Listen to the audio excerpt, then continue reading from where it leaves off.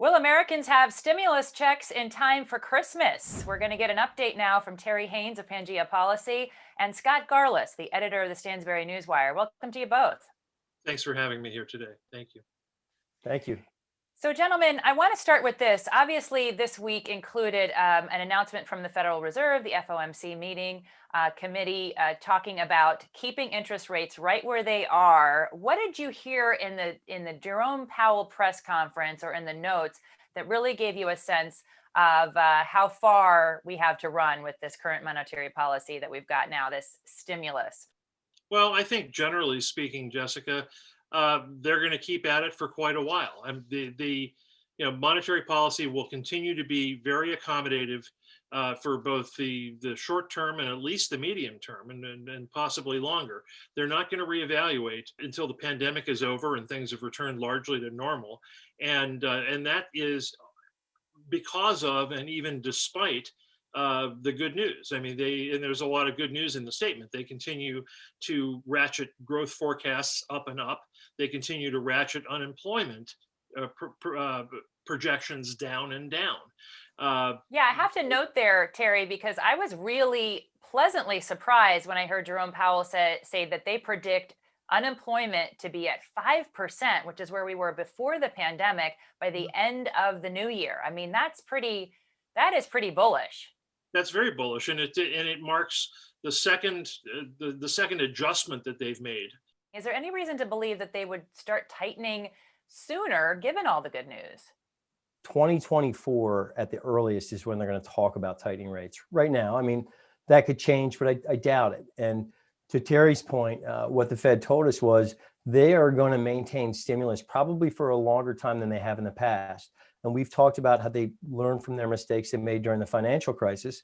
And if anybody learned a mistake, it was Powell when he started to tighten a couple years ago, and how painful that was. Let me move now to congressional stimulus. Obviously, the talks are going on. We're looking at the prospect of a deal very, very soon. Does it undercut the argument for more congressional stimulus, Terry Haines, if we have such a bullish Fed that says, look, we're going to be printing money for the next few years. You guys can get used to this? Well, I think the answer to that, Jessica, is it will undercut. One thing I think the markets anticipate is that they get stimulus of an 800 billion, 900 billion amount before the beginning of 2021. They fully anticipate that there's going to be an additional equally large or maybe even larger Biden stimulus that comes in the spring or summer.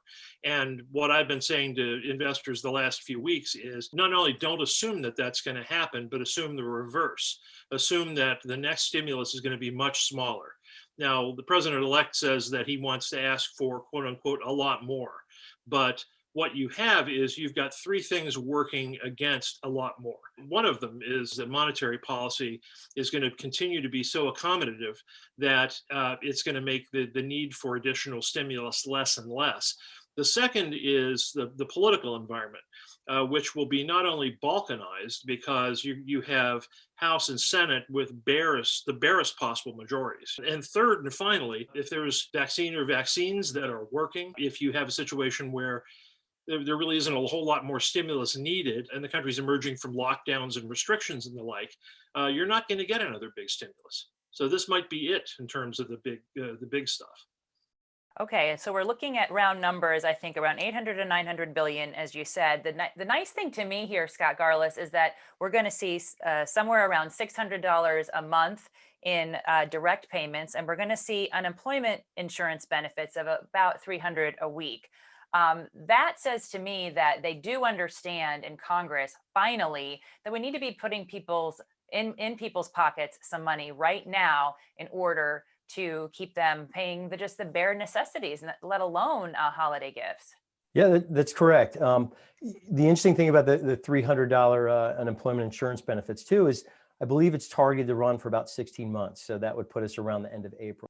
Which is really when we will probably see the benefits of that's when we'll probably get the third vaccine. So we'll be well underway to being vaccinated by then.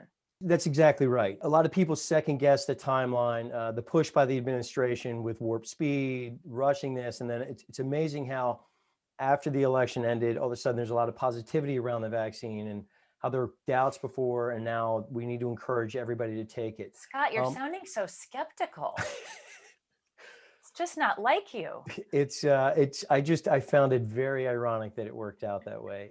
I think the Democrats rushed to do this because now they're worried, what if we don't win a seat in Georgia or both seats in Georgia? We only win one. We might lose our chance to get anything done. Well, I hope they learned that, especially after giving up a bigger package under Nancy Pelosi's leadership a couple of weeks ago.